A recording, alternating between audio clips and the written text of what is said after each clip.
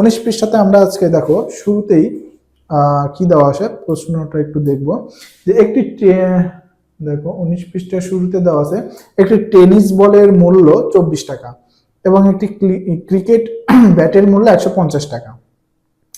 ক সংখ্যক tennis ball ও খ একটি ক্রিকেট ব্যাট ক্রয় করে দোকানিকে 246 টাকা পরিশোধ করা হলো।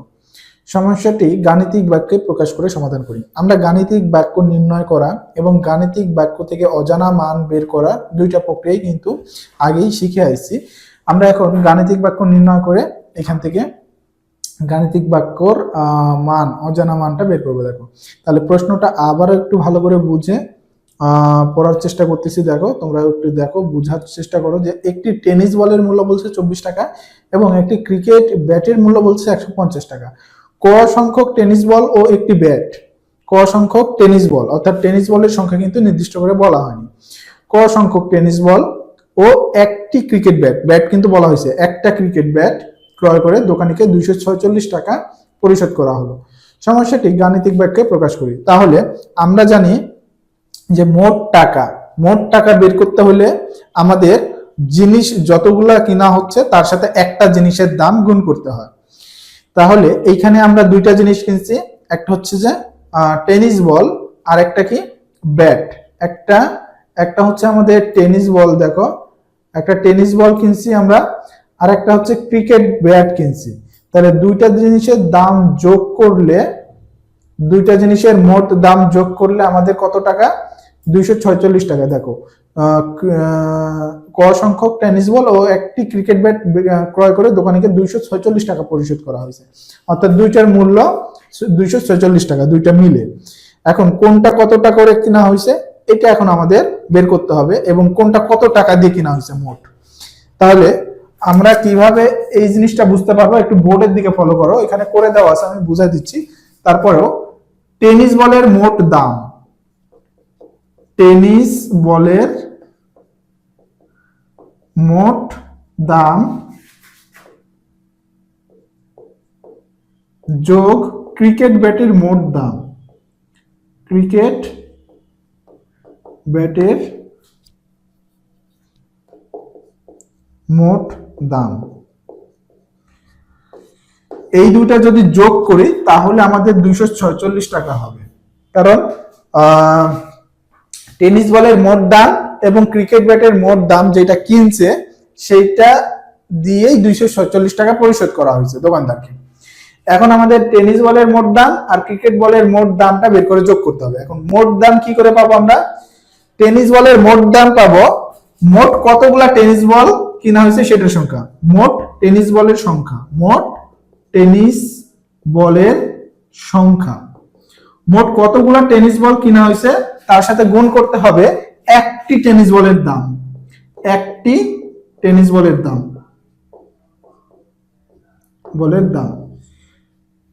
এইটা হচ্ছে আমাদের টেনিস বলের মোট দাম আসবে। মোট দাম বের করতে গেলে কি, মোট টেনিস বল কতগুলা এবং তার সাথে একটা টেনিস বলের দাম গুণ করলে আমরা মোট টেনিস বলের দাম পাবো। এরপরে আবার কি আছে, ক্রিকেট ব্যাটের মোট দাম, তাহলে এর সাথে আবার যোগ করা লাগবে ক্রিকেট ব্যাটের মোট দাম। তাহলে ক্রিকেট ব্যাট আছে কতগুলা, টেনিস বলের সংখ্যা কিন্তু বলা নাই, তাই আমরা এখানে লিখে রাখলাম মোট টেনিস বলের সংখ্যা তার সাথে একটা। ক্রিকেট ব্যাট কিন্তু একটা কিনা হয়েছে, তাহলে মোট ক্রিকেট ব্যাটের সংখ্যা, মোট ক্রিকেট ব্যাটের সংখ্যা গুণন একটা ক্রিকেট ব্যাটের দাম, একটি ক্রিকেট ব্যাটের দাম।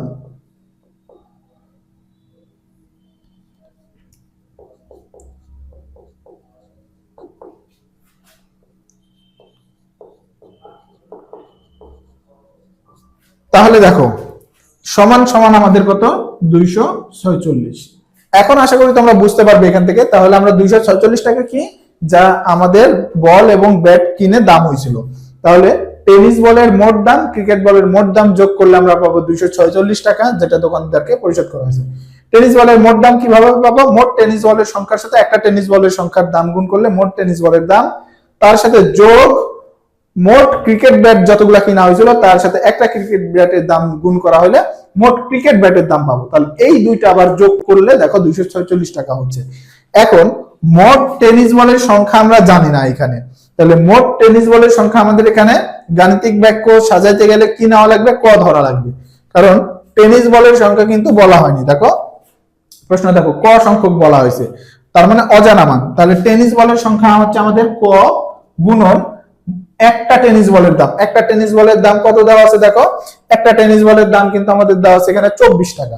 তাহলে কোন টেনিস বল কিনা হয়েছে ক সংখ্যক, তার সাথে 24টা, তাহলে আচ্ছা 24 একটা টেনিস বলের দাম হচ্ছে 24 টাকা এবং কিনা হয়েছে ক সংখ্যক।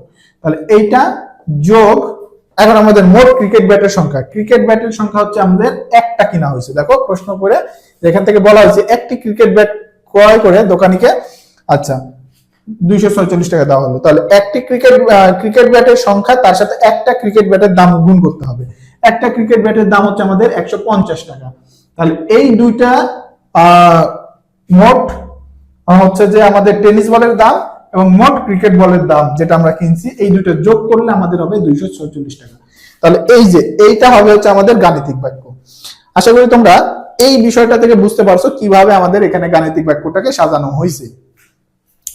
এখন তাহলে দেখো এখানে কিন্তু এটা ভেঙে দেয়নি, সরাসরি দেখো গাণিতিক বাক্যটা দিয়ে দিছে। আমি তোমাদেরকে এইটাই দেখাইলাম যে এইখানে আমাদের গাণিতিক বাক্যটা এই যে এইটা কিভাবে হইলো, এই গাণিতিক বাক্যটা আমাদের কিভাবে হইলো আমি এই জিনিসটা তোমাদেরকে এখানে দেখাইলাম। আশা করি এখন তোমরা এই গাণিতিক বাক্যটা বুঝতে পারছো যে এখান থেকে কিভাবে হয়েছে। ক গুণন 24, এই যে ক গুণন 24 যোগ 150, এই যে এখান থেকে যদি আমরা সমাধান করি তাহলে ওই লাইনটাই আমাদের আসবে। দেখো ক গুণন 24 যোগ একের সাথে 150 গুণ করলে 150 হবে সমান 246। তাহলে ক গুণন 24 যোগ 150 সমান 246 হচ্ছে, এটাই হচ্ছে আমাদের গাণিতিক বাক্য। এখন এই গাণিতিক বাক্য আমাদের কি করা লাগবে, নিচে আবার বলছে দেখো ক এর মান যথাক্রমে 1 2 3 4 বসিয়ে গাণিতিক বাক্যটি সত্য কিনা যাচাই করি। এখন ক এর এখানে মান বসাইলেই আমরা কিন্তু ক এর এখানে 1 2 3 4 বসাইলেই কিন্তু আমরা এখানে সমাধান করে একটা মান পাবো। তাহলে দেখো ফার্স্টে কত বসাইছে, 1 বসাইছে, 1 বসাইলে কত হচ্ছে 24 গুণন 1 করলে 24 যোগ 150 আছে, যোগ 150 সমান 246। আচ্ছা 24 এর সাথে 1 গুণ করলে 24 হচ্ছে, তার সাথে আবার 150 যোগ অবস্থায় আছে দেখো এই লাইনে। তাহলে এইখানে আমাদের যোগ করলে মানটা কত আসতেছে দেখো, 24 এর সাথে 150 যোগ করলে আমাদের মানটা আসতেছে হচ্ছে 174। তার মানে আমাদের এক পাশে হচ্ছে 174, আরেক পাশে আছে 246। দেখো দুইটা কিন্তু সমান হচ্ছে না, এক পাশে আমাদের দেওয়া আছে 174, আরেক পাশে কত দেওয়া আছে 246। আমরা যে গাণিতিক বাক্যটা পাইছিলাম সেই গাণিতিক বাক্যটাই কিন্তু আমরা এখানে সমাধান করে দেখতেছি কি যে এখান থেকে দুই পাশের মানটা সমান। একইভাবে এরপরে কত 2 3 আর 4 বসাইতে হবে আমাদের, বসায় একইভাবে আমাদের সমাধান করে দেখতে হবে যে 2 3 4 বসায় কোন মানটা বসায় আমাদের সত্য হবে আর কোন মানটা বসায় আমাদের মিথ্যা হবে। এক বসায় এখানে করে দেওয়া আছে, আমরা 2 3 আর 4 বসা সমাধান করব নিজেরা। দেখো তাহলে আমি এটা মুছে দিলাম, তোমরা এই জিনিসটা একটু নোট করে রাখতে পারো যাতে তোমাদের বুঝতে পরবর্তীতে সুবিধা হয়। গাণিতিক বাক্যটা দেওয়া আছে ফাঁকা ঘর গুণন 24। আচ্ছা ফাঁকা ঘরের জায়গাতে আমাদের কি হবে, ক হবে, ক গুণন 24, আমরা সরাসরি ক লিখতেছি, ক গুণন 24 যোগ 150 সমান 246। আচ্ছা এখন ক এর মান আমরা 2 বসাবো, ক এর মান 2 বসাবো, তাহলে 2 বসালে 2 গুণন 24 যোগ 150 সমান 246। তাহলে 24 এর সাথে 2 গুণ করলে কত হয় আমরা দেখি, 24 এর সাথে 2 গুণ করলে হচ্ছে 4 দুগুণ 8, 2 দুগুণ 4, 48। তাহলে এখানে আমরা কত লিখবো 48। দেখো 48 যোগ 150 সমান 246। আচ্ছা এখন 48 এর সাথে আবার 150 যোগ করলে কত হচ্ছে, দেখো 150 এর সাথে 48 যোগ করলে 8 শূন্য 8, 5 আর 4 9, 198 হচ্ছে। তাহলে 198 সমান 246, এটা কিন্তু তাহলে হবে না, এটা আমাদের সমান হচ্ছে না। তার মানে আমাদের এই যে পরবর্তীতে যদি আমরা এখানে 2 বসাই, দেখো এবং 2 বসায় যদি আমরা সমাধান করি তাহলে আমরা দেখতে পাচ্ছি যে আমাদের মানটা এখানে যদি আমরা 2 বসাই তাহলে কিন্তু আমাদের এটা মিথ্যা হচ্ছে, এটাও কিন্তু আমাদের সত্য হবে না। তাহলে আমরা এখানে লিখে দিব এটা মিথ্যা। এরপরে আমরা 3 এবং 4, দেখো 3 এবং 4 বসিয়ে আবার দেখব যে এটা সত্য হয় কিনা। তাহলে দেখো আমাদের গাণিতিক বাক্য ওইটাই থাকবে, শুধু আমরা মান এখানে 2 এর জায়গাতে কত ব্যবহার করব, 3 ব্যবহার করব। তাহলে 3 গুণন 24 যোগ 150 সমান 246। তাহলে 24 এর সাথে আমরা 3 গুণ করে দেখব মানটা কত আসে। 3 4 12, 12 2 বসবে, হাতে থাকে 1, 3 দুগুণ 6 আর হাতের 1 যোগ করলে হবে 7। তাহলে এখানে আমাদের কত হবে, 72 যোগ 150 সমান 246। এখন 72 এর সাথে 150 আবার আমরা যোগ করব, 150 এর সাথে 72 যোগ করলে মানটা কত হয় 202। 5 এর সাথে 12, 12 2, হাতে থাকে 1, 1 আর 1 যোগ করলে 2 হবে 222। তাহলে দেখো আমাদের মানটা আসতেছে 222 সমান 246। আমাদের কিন্তু এটাও সঠিক হবে না, কারণ 222 আর 246 কিন্তু আমাদের সমান হচ্ছে না। তাহলে এইখানে আমরা পরের ঘরটাতে এখানে 3 বসাবো, 3 বসায় আমরা এখানে লিখে দেব এটা মিথ্যা, আমাদের এটাও সত্য হবে না। তাহলে দেখো এরপরে আমাদের 1 2 3 4, 4 সংখ্যাটা বসায় দেখব গাণিতিক বাক্যে যে আমাদের এই গাণিতিক বাক্যটা সত্য হবে কিনা।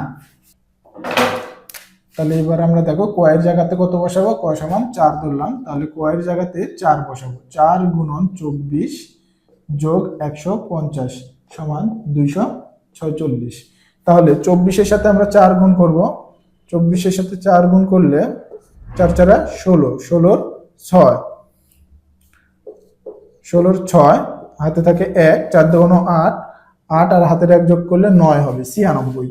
তাহলে আমাদের কত হবে 96 যোগ 150 সমান 246। তাহলে আমরা দেখব 96 এবং 246 হয় কিনা। তাহলে 0 6 6 হবে, 9 আর 5 14, 14 4 হবে, হাতে থাকে 1, হাতের 1 আর 2 যোগ 1 যোগ করলে 2 হবে, তার মানে 246 হচ্ছে। দেখো তাহলে 246 সমান 246। তাহলে এইটা কিন্তু আমাদের সঠিক হচ্ছে, 246 এবং 246 সমান হচ্ছে আমাদের। তাহলে 4 বসালে কিন্তু আমাদের গাণিতিক বাক্যটা সত্য হবে, আমরা দেখতে পাচ্ছি এখানে। তাহলে এখানে আমরা কত বসাবো, 4 বসাবো এবং এই পাশে আমরা লিখে দেব এখানে এটা সত্য। দেখো তাহলে এইভাবে আমরা এই গাণিতিক বাক্য দেওয়া থাকলে এবং সত্য মিথ্যা যাচাই করতে বললে কিন্তু আমরা সমাধান করে সত্য মিথ্যা যাচাই করতে পারবো। আশা করি তোমরা এই অঙ্কটা বুঝতে পারছো, এটা একটু নোট করে রাখবে তোমরা।